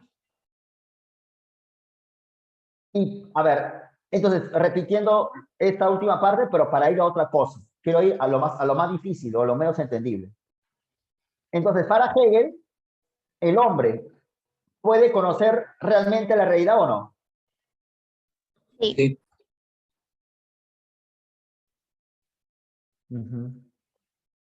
Claro. Y para que exista un conocimiento efectivo de la realidad, ¿qué debe haber entre sujeto y objeto? ¿Qué debe haber entre Identidad. identidad? Por tanto, sin identidad, por ejemplo, el cuerpo conoce, los cachetes conocen, las orejas conocen, la frente conoce, la carne conoce. Te estoy preguntando. No te importa, equivócate. En esta parte sí puedes equivocarte normal. Las orejas no conocen, pues el ojo es carne. Eso no conoce nada, es carnecita. Entonces, ¿quién es el sujeto? ¿El cuerpo o la mente? La mente. La mente. El sujeto es la mente. ¿El sujeto qué es, por tanto? Si es mente, ¿el sujeto qué es? ¿Materia o espíritu? Espíritu. Espíritu. El sujeto es espíritu. Y por tanto, para que exista identidad, el objeto también, ¿qué debe ser? Espíritu. Un espíritu. El objeto debe ser espíritu. Por consiguiente, la naturaleza, las montañas, el mar, el océano, el aire, los árboles, las plantas y las cosas que vemos son realmente ¿qué? ¿Materia o espíritu? Espíritu. Eso dice que, vidrio, ¿no? mi vaso de vidrio que me para con menos y ahora estoy tomando mi cocoa. Esto realmente ¿qué es, papito? Según Hegel, ¿esto realmente qué es? Y según tu lógica, porque tú estás razonando como Hegel, esto es espíritu. ¿No te parece curioso? Alguien va a decir, ay, qué tonto, ¿no? ¿Cómo va a ser este es vidrio? Y el vidrio es materia. No, parece materia, diría Hegel. Esto es espíritu. No es que tenga un alma dentro, ¿ah? No, esto es espíritu, completito al 100%. Esto es espíritu. Ahora, pero alguien va a decir, ay, profe, ¿cómo es eso? Suena bonito su lógica, pero suena medio raro, ¿no? Ya, mira. Y Hegel dice, ¿por qué es espíritu? Te lo voy a explicar de otra manera. Esto es espíritu. Eso es espíritu. ¿Sí? No es que tenga un alma dentro, no, sino esto es todo, es espíritu. Supongamos que esto, como dicen los materialistas ateos, supongamos que esto fuera materia. ¿Y cómo saber la materia no es espíritu? Si este vaso de vidrio fuese materia, te pregunto yo, ¿habría una identidad entre el sujeto y el objeto? No. Y si no hubiese una identidad, ¿podría conocer a esto? ¿Podríamos conocer este objeto? No, sería imposible. Para todo conocimiento debe haber identidad entre el sujeto y el objeto. Si esto fuera materia, no habría identidad. Y si no habría identidad, no sería posible el conocimiento. ¿De acuerdo? Ahora vamos con lo más importante. Y si no fuera posible el conocimiento, ¿se podrían reproducir otros vasos? ¿Podrían haber otros vasos más? No. No. Pero tú vas al mercado de tu barrio, yo voy al mercado de mi barrio y veo que mi casero que vende vasos tiene un montón de vasos en el piso. Yo me compré esto, me costó 3 soles. Digo, caserito, ¿cómo están esos vasos? 3 soles. Ah, ya, lleve 2 y me compré 2. Se supone que si el ser humano ha podido reproducir al objeto, es porque el ser humano ha podido, ¿qué? Identificarse. Conocerlo. ¿Cómo vas a reproducir lo que no conoces? Me hago entender. Si tú sabes hacer queque de chocolate, es porque tú eres capaz de reproducirlo. Pero para eso tienes que conocer el objeto, ¿o no? ¿O no te parece? Sí. Claro. Ahora se habla mucho de genética, por ejemplo. Para reproducir un embrión, no hay que conocer que es un embrión. Ya, pues. Entonces, para que sea posible la reproducción de los objetos deben ser conocidos. Pero para que sean conocidos, ahora sí, ¿qué debe haber? ¿Una qué? ¿Una qué? Identidad. Una identidad. Y por consiguiente, ¿para qué una identidad? Si nuestra conciencia es espíritu, ¿esto qué debe ser? Espíritu. Dilo de otra manera, ¿qué pasaría si esto fuera materia? Como dicen los materialistas. A ver, dime, ya no me digas identidad, me estoy cansado con eso. Dime la consecuencia. ¿Qué pasaría con nuestra vida si las cosas fueran materia? No las conoceríamos. No las conoceríamos. Y si no las conoceríamos, ¿qué consecuencia habría en nuestra vida? No se podrían reproducir. No se podrían reproducir. Algo más, digamos, haz algo más radical, radicaliza tu conclusión, exagera un poco. Y si no podemos conocer nada, ¿cómo será nuestra vida? ¿Qué dijiste, compañera? ¿Cómo será nuestra vida, hijita? Avanza un poco, Viviana. ¿Cómo sería tu vida? No sé, ya, no sé lo que existe, ya, ¿y qué pasaría con tu vida? Como dice Betsy, por ejemplo, es una respuesta interesante. Dice, no podríamos desarrollar, no habría qué. No podemos desarrollarnos, no habría qué. Progreso. ¿Cómo estaremos viviendo ahorita, Betsy? ¿Como animales? Como, claro, ¿no? Mínimo, ¿no? Mínimo, ¿no? Como animales, mínimo. No habría progreso. Pero es evidente que el progreso existe, ¿no? Es evidente que hay celulares, que hay internet, que hay computadoras. Y si hay internet y si hay computadoras, diría Hegel, es porque el hombre puede conocer la realidad de manera efectiva y no conoce solamente fenómenos, sino que conoce la realidad. Pero para que exista ese conocimiento de la realidad, tenemos que admitir que el mundo es espíritu. Y por consiguiente, el señor Hegel, ¿qué sería, muchachón? A todo lo dicho, ¿será un filósofo idealista o materialista? Idealista. ¿Por qué? ¿Por qué es idealista? Piensa que hay espíritus. ¿Piensa que hay espíritus? Piensa que la materia es espíritu. La materia no existe. Yo no he dicho Que la la- materia. Yo hablo de la materia. Yo he dicho que hay gente que dice que existe la materia, pero si existiera la materia no habría conocimiento humano. Usa un término más exacto. Hegel no dice que la materia es espíritu. Él Él dice dice que todo que la realidad es espiritual, que el mundo es espíritu, que las cosas son espíritus. Porque todo es manifestación del espíritu, dice Hegel. Todo. ¿De acuerdo? Él no dice que hay espíritus. No estoy diciendo para nada que Hegel cree en las almas que vuelan. Aunque de repente creerán en eso, pero no viene el caso, ¿no? Él dice de que todo esto que te rodea es espíritu. Esto no es materia. Ahora, la pizarra existe. ¿Quién dice que la pizarra no existe? Hay que estar locos. La pared existe. Yo existo, pero el celular, la computadora que existen son espíritu. Es espíritu. Buena, ¿no? ¿No te parece medio de cabeza? Entonces, a todo lo dicho, lo que llamas materia,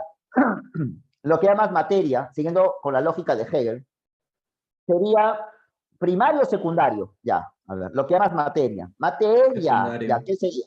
Secundario. Ya. Por tanto, la materia, ¿qué sería? ¿Lo concreto o lo abstracto? Si la materia es secundaria, ¿la materia qué sería? ¿Lo concreto o lo abstracto? ¿Lo concreto? Lo abstracto, papi. Estás razonando conmigo. Esto concretamente es espíritu. Esto es espíritu. No, pero es materia. Materia es un fenómeno, es una apariencia. Es lo abstracto, lo secundario, lo que proviene de algo. Lo concreto es que este es espíritu. Así piensa Hegel. Hegel es un súper idealista. ¿No te parece que él está de cabeza? Sí. Parece, ¿no? Está de cabeza, ¿no? ¿Sabes quién decía eso de Hegel? El señor Marx, que vamos a ver la próxima semana. O de acá 2 semanas. Este pata está de cabeza. O sea, está diciendo algo que puede sonar hasta chiflado, ¿no? Suena chiflado. Hegel pensaba así. Ya, lo vamos a dejar ahí. Vamos con las PPTs para repasar todo lo que hemos hablado. Y ya, lo dejamos ahí. Bien.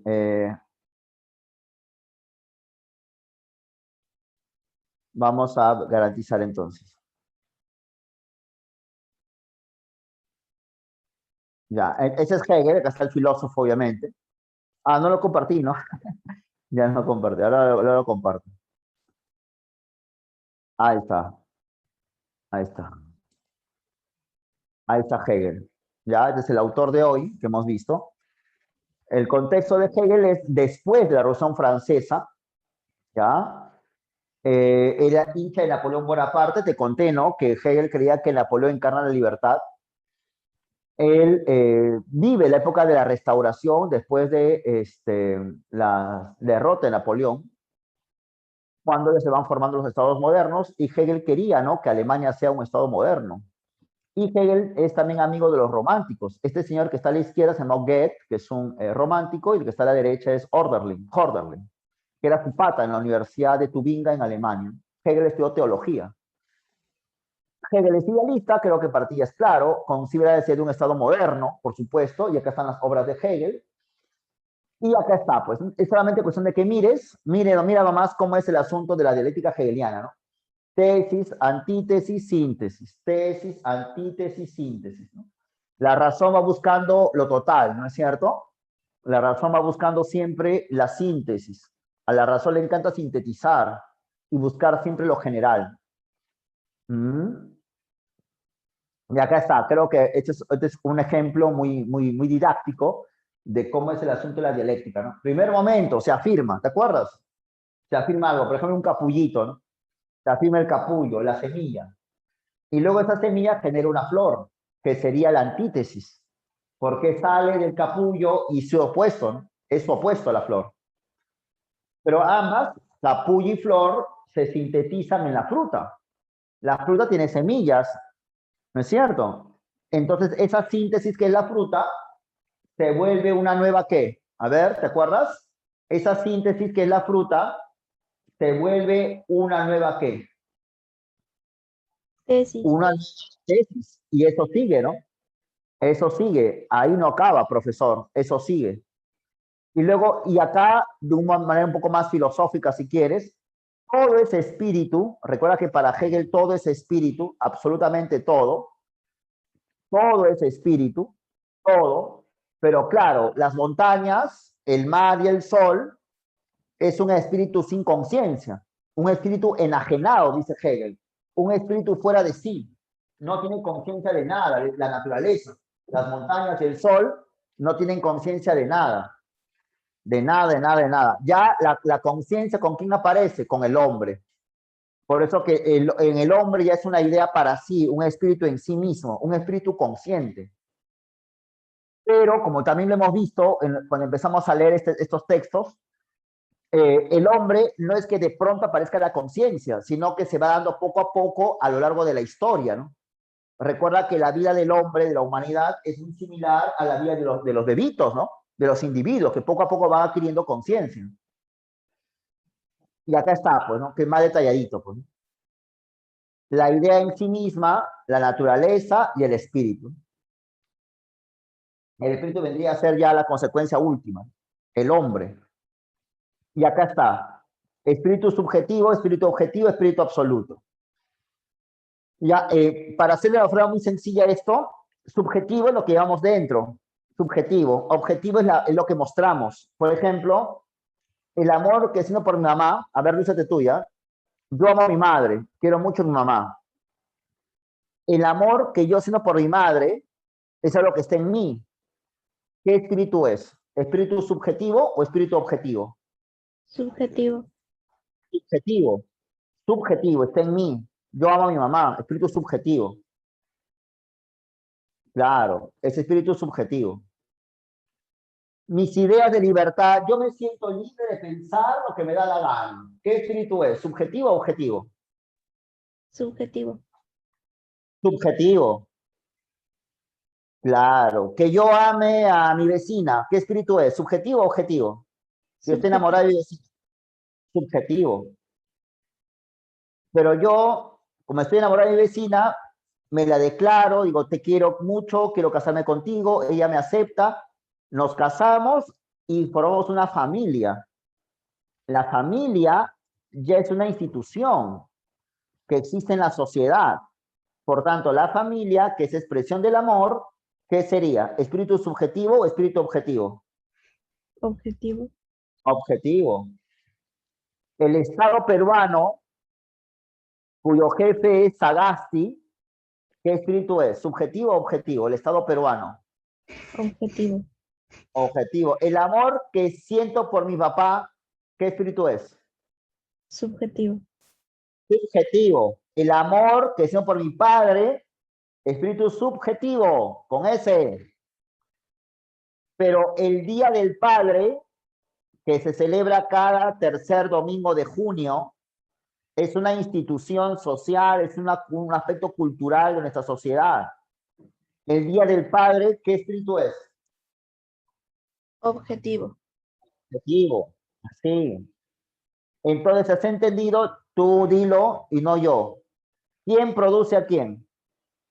¿El espíritu subjetivo produce el espíritu objetivo o el espíritu objetivo produce el espíritu subjetivo? El espíritu subjetivo produce el objetivo. Claro. Y los máximos productos del espíritu es el espíritu absoluto. El espíritu absoluto. Que es, mira más, mira. ¿Ya ves? Ahí está el espíritu objetivo, ¿no? El Estado, la familia y la sociedad civil. Y sobre todo el Estado, que es la institución que vuelve libres y razonables a todos. ¿Ah? ¿De acuerdo o no? Ahí está. Y como ya lo sabes, Hegel se presenta como un defensor del Estado moderno. Y luego, este espíritu objetivo genera el espíritu absoluto, que tiene como expresiones los máximos productos de la cultura. Por eso que justamente se llama espíritu absoluto. El arte, la religión, y los dos se juntan en la síntesis suprema, que sería la filosofía. Y la filosofía es la máxima expresión del espíritu absoluto. Y por tanto, si es, lúcete con esto, ¿ya? Si es la máxima expresión, la filosofía, ¿cuándo aparece?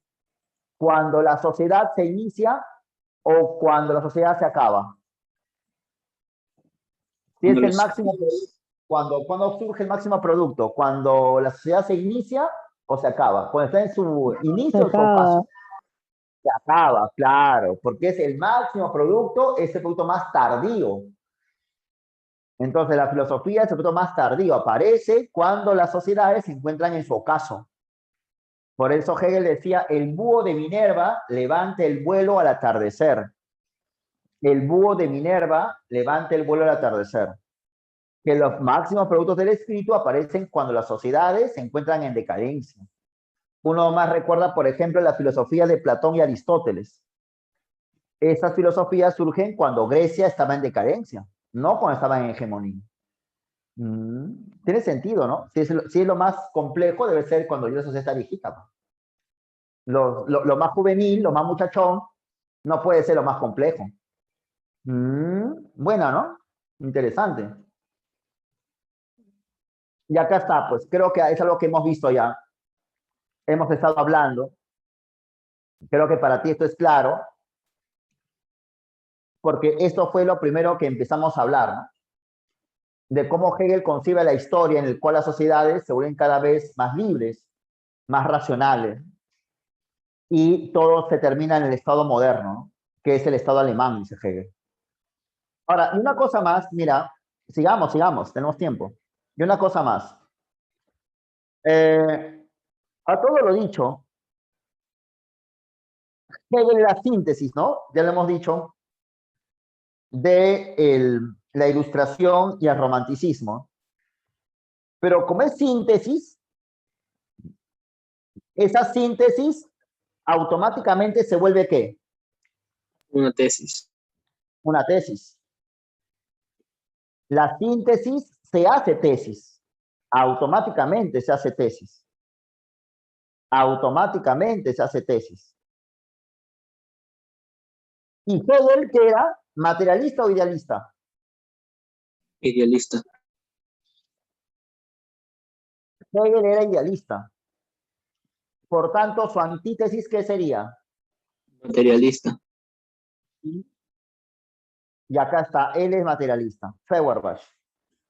Una cuestión de orden. Yo a este señor lo vamos a ver con más detalle cuando veamos la filosofía de Carlos Marx, porque Marx sería la síntesis de Hegel y él.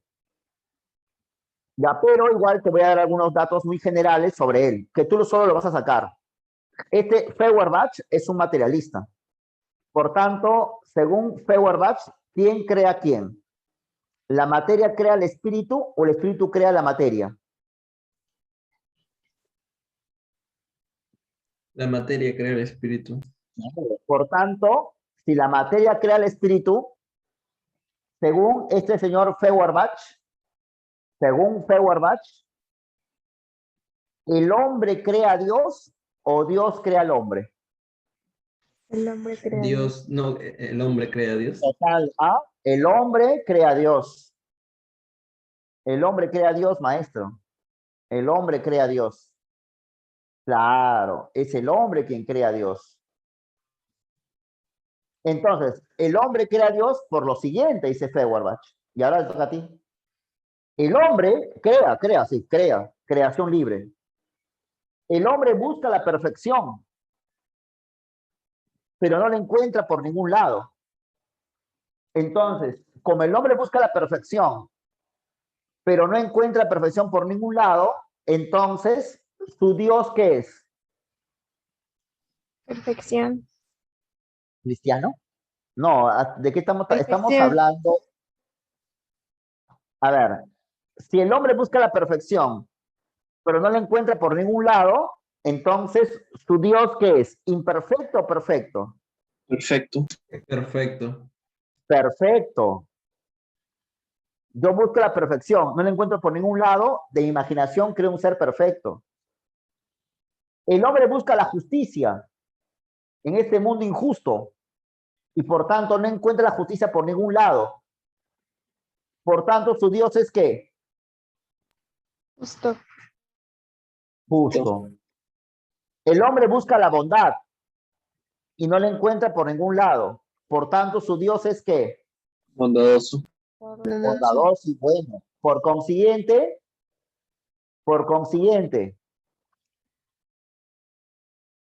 Dios se proyecta en el hombre o el hombre se proyecta en Dios. El hombre se El proyecta. hombre se proyecta en El Dios. hombre se proyecta en Dios, claro. Dios es lo que el hombre quiere ser, pero no puede ser. Ah, bueno, Feuerbach, ¿no? Él es materialista, ¿no? El hombre lo que come, lo primero es la materia. Está ahí, bueno, vamos a ver en su momento esto. Pero acá, mira el diagrama. Interesante, ¿no? El hombre crea a Dios. Y todo lo que el hombre quiere ser, los atributos que el hombre quiere ser, Dios lo tiene al infinito. Por eso es que Dios ha creado al hombre imagen y semejanza. Y no solo eso, ¿eh? Falta. De tal manera que como el hombre se proyecta tanto en Dios, que el hombre le da todo a Dios, todo a Dios. El hombre busca la perfección, Dios es perfecto. El hombre busca la bondad, Dios es bueno. El hombre busca la justicia, Dios es justo. Por tanto, ocurre una cuestión inversa. En el sentido que, mientras, lúcete ya, Dios se vuelve cada vez más justo, el hombre que se vuelve Cada vez más injusto. Injusto. más injusto, claro. Si Dios se vuelve cada vez más bueno, el hombre Más malo. más malo, se envilece, sí. Por eso que hay maldad. Por eso es que hay maldad, por eso que hay choros. Por eso te roban el celular. Ese es feo, alucinante. Si Dios es cada vez más rico, vamos, El hombre es cada vez más pobre. el hombre es cada vez más pobre, por eso hay pobreza. Es porque todo le damos a Dios. Centramos nuestras esperanzas en Él. Ahora vamos con el remate final y mete bien un golazo, ¿ya? Un golazo en media cancha. Por tanto, mientras que Dios se hace cada vez más hombre, mientras Dios, el hombre, Deja de serlo. se vuelve cada vez que Más Dios. más Dios. ¿De qué estamos hablando, maestrazo? No, Perfecto. juega, para arriba penal. Meta largo, si no hay arquero. Mientras Dios se vuelve cada vez más rico, el hombre se ve más pobre. Si Dios se ve cada vez más justo, el hombre se vuelve cada vez más injusto. Por consiguiente, si Dios se vuelve cada vez más humano, más hombre, el hombre se vuelve menos hombre. Menos claro, se deshumaniza. Entonces llegamos al punto de que el hombre creó a Dios y Dios se ha transformado en nuestro amo. Y nosotros, que somos sus creadores, nos hemos vuelto muñecos de Dios, sus títeres. El hombre ha perdido su humanidad, dice Feuerbach, al crear a Dios, porque el hombre ha dado todo a Dios. Buena, ¿no? Interesante. Y ese fenómeno se llama enajenación, o también, si quieres, deshumanización. Y en mucho, el señor Carlos Marx va a estar de acuerdo con Feuerbach. Es más, Marx se hizo en mucho ateo gracias a este señor. Pero ya luego vamos a ver más detalle porque ese señor también tiene cosas erróneas y Marx le va a criticar duro también. ¿Ya? Bien, hasta ahí el asunto de Feuerbach. ¿Más o menos o no? ¿Sí? ¿Se entendió? ¿Más o menos? ¿O no entendiste nada? Ah, Sí se ¿entendiste, entendió. no? Entendió, profe. Espero que sí. Vamos a compartir entonces las PPTs de las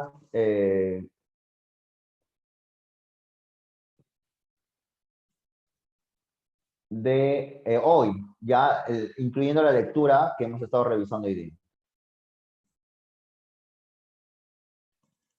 A ver,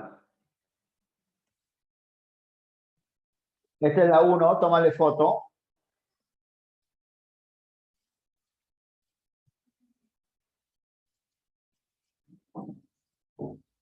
Tómale foto.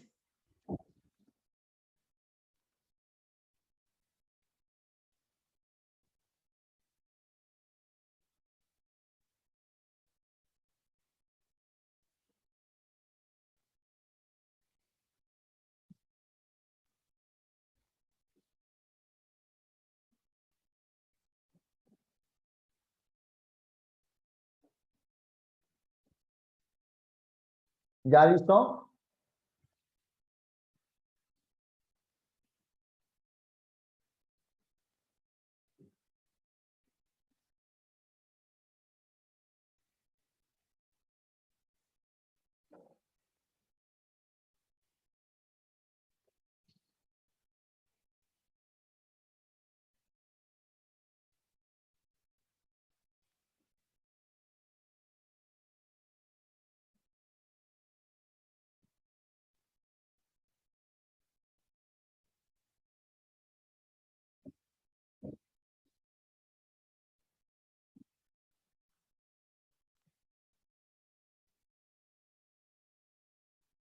Cambio, cambio. Tómale foto.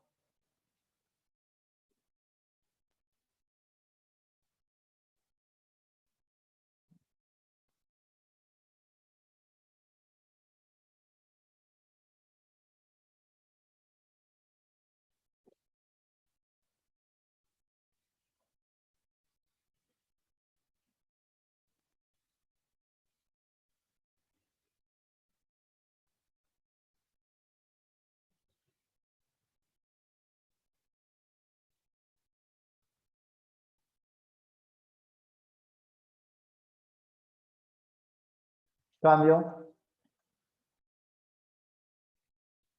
3.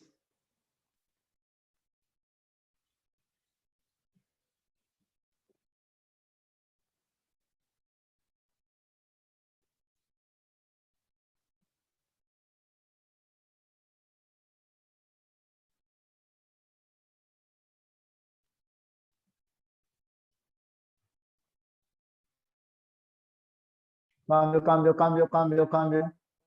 4.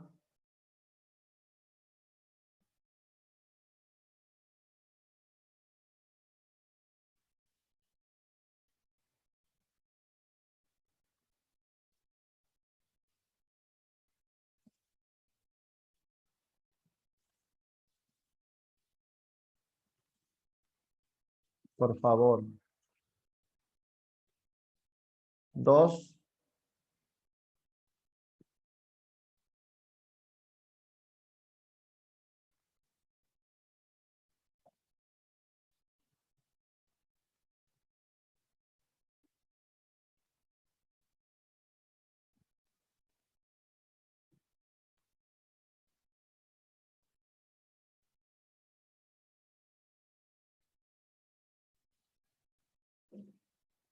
2.3.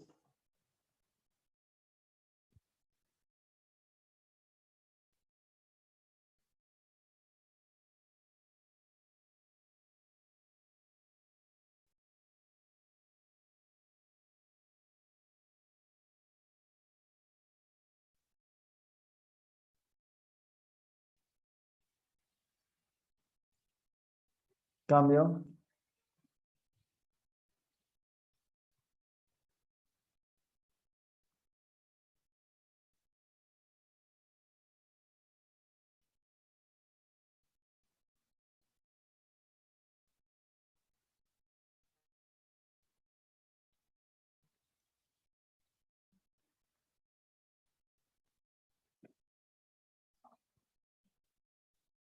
5.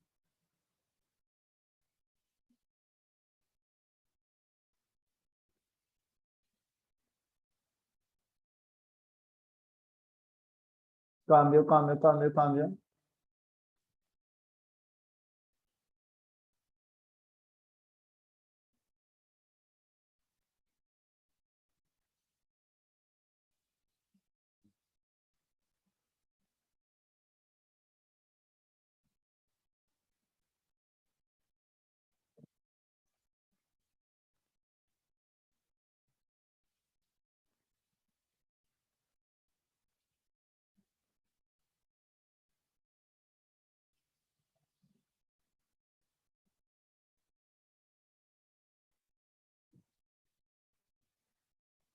Cambio, cambio, cambio, cambio.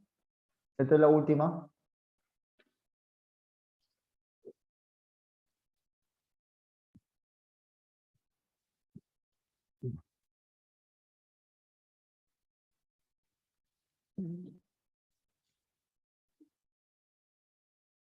Cambio, listo. ¿Listo bien, chicos?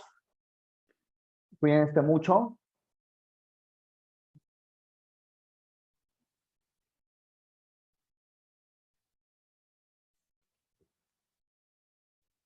Nos vemos la próxima semana.